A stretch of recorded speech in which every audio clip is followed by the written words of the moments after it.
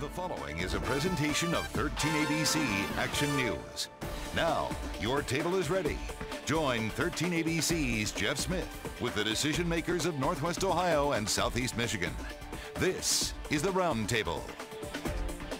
Hi there. Thank you so much for being here on this Sunday afternoon, joining us on the Roundtable program. As always, trying to bring to you some of the conversations that have been going on this week. And I have to tell you, if you are an avid viewer of this program, a lot of times you are, prey to what's been going on in my mind personally. And I'll tell you what, over the last couple of weeks, it's been how to talk to my children, my kids at home, about some of the news that we've been covering. And today we talk about what's too much to handle, especially in light of the shootings in Colorado and also the fallout from the Penn State scandal. So glad to have with us Dr. Janice Woodworth.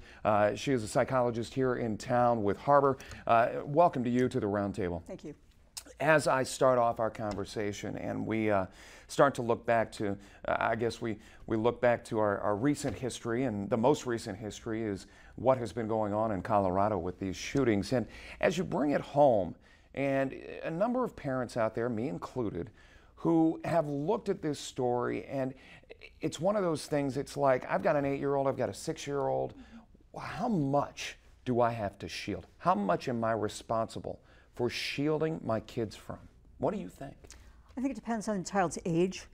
Young children, preschoolers, have difficulty understanding when they're watching TV that they're watching the same event over and over again and tend to think, oh my God, it's happened again, it's happened again. So the recommendation is that preschoolers probably not be exposed You're to... saying because of the continual, the 24/7 news Yes, coverage, exactly. Kids can't differentiate the fact that it's only a one occurrence.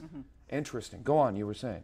Kids that are a little bit older that may be exposed to this at school, their friends may be talking about it. I think it's important that parents provide their kids an opportunity to talk about what they're thinking about, and to have some sort of downtime or quiet time with their kids to allow them a chance to express some of their thoughts and feelings about what's going on.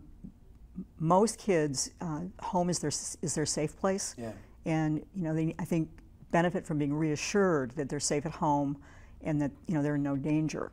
From a psychological standpoint, I was with a number of adults when some news coverage came up, and one of them said, turn it off, I don't want to see anymore. And another one is hooked into it, saying, what else do we know now? What's the newest? What's the latest? And we see this with tragedy time and time again. But even from an adult perception, I mean, and I want to get into the talk of desensitization here in just a moment, but we are so jaded in the news business because we're around it every single day, every single minute. But from an adult perspective, how hard is it for us to try to figure out the right and not the right and wrong, but just try to make sense of it all? Well, I think that is an important issue, especially parents with children, is until parents have been able to deal with the trauma and tragedy and come to some sense of balance, it's more difficult for them to help their children. I think parents, adults get, as you said, get hooked into the same, you have to watch everything. You're watching it over and over and over again, and it becomes sort of re-traumatizing with no benefit. So just like we suggest that kids not watch too much of this on the news, I think that there can be too much of this for adults as well. If it's not consuming new information, it's just going over the same thing over and over again. You know what's interesting? I mean, I do the morning show here, and we are on from 4:30 until 7. We continue to recycle a number of stories because we're always picking up viewers at different times. But when you get occurrences like this, people will turn on our news, other cable outlets to continue, as you said, to just get filled over and over and over and over again with the same stuff. Is that damaging? I think if it starts interfering with a person's ability to perform their daily activities, they find that they're watching the news and when they should be making dinner or making phone calls or talking to their children, if they're having difficulty sleeping, if they start to lose their appetite, then I think it becomes damaging. Is there a masochistic sensibility in that? I'm not sure it's masochistic. I think you mentioned it's trying to make meaning out of tragedy, trying to understand what happened. But I do think that there's a point at which that's healthy. and that people need to sort of modulate their response to situations like that. Let's talk a little bit about the fact that this is probably the biggest summer movie of the season. I mean, this was the one that's been talked about again and again heading into the summer of 2012, and yet we have pop culture so ingrained in the stories that came out after this was, is this movie going to be hurt by the shooting? Are people still going to go out to the theaters? But when you look at something so intertwined with pop culture like this, how do people, I guess, how do adults, how do even kids separate fact from fiction? I think it becomes more difficult when kids have been exposed to this character, this Batman person, for years in different contexts, movies and video games and TV shows. And you tell your kids again and again, it's not real. Right. It's a movie. Right. And then, something like this happens at the movie theater. I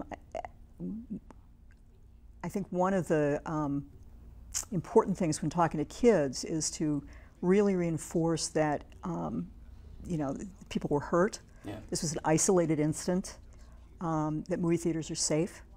The kids are safe when they go to movie theaters. But on the other hand, I think it's also important for parents to recognize that they have some responsibility to screen what their kids are watching, and that the Batman movie is rated PG-13. Right. My position is that if you're going to take a child younger than that to a PG-13 movie, then the parents should have seen the movie first. Exactly. To make sure that they feel that the information or what the child's going to be exposed to is appropriate. So I think there's things that parents can do to try to manage these situations where pop culture seems to be coming to life, right. So to speak, in the news.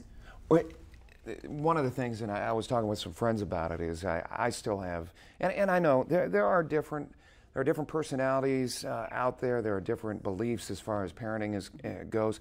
I am very conservative from the standpoint that I still am holding back from popping Raiders of the Lost Ark in to show my kids, even though they have tons of friends around them. And right or wrong, whatever it may be, it's just the choice that I personally have made, and I'm getting myself into trouble because as journalists, we're supposed to be even keel and not show any bias one way or the other. But I have a real problem.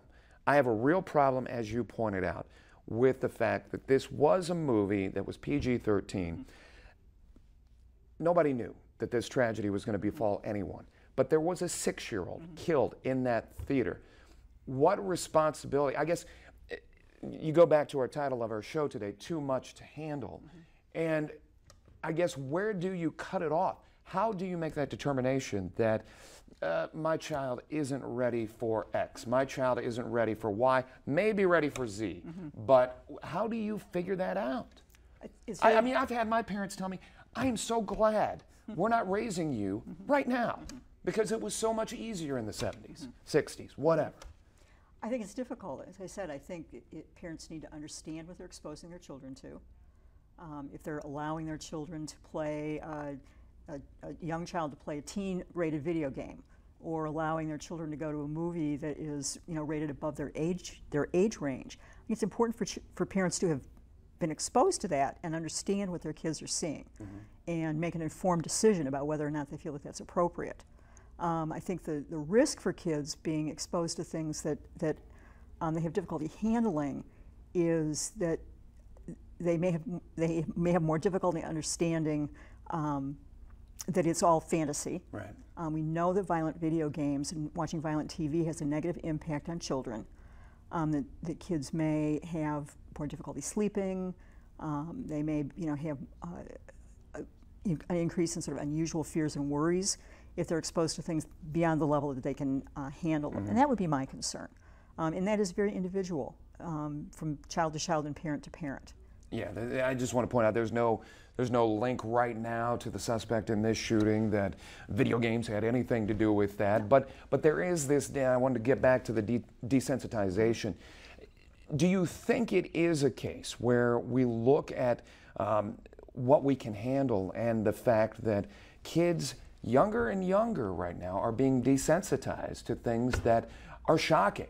I can remember as a child, there was a movie, I'm not going to throw the name out there, but there was a movie and I was in grade school, and I saw somebody get stabbed. And I remember just being like, it just blew me away, the fact that that actually happened. And then there was that moment where I had to go through the process of it clicking that that's not real. It didn't happen. So I guess where are we as far as desensitization is concerned, and is it a problem?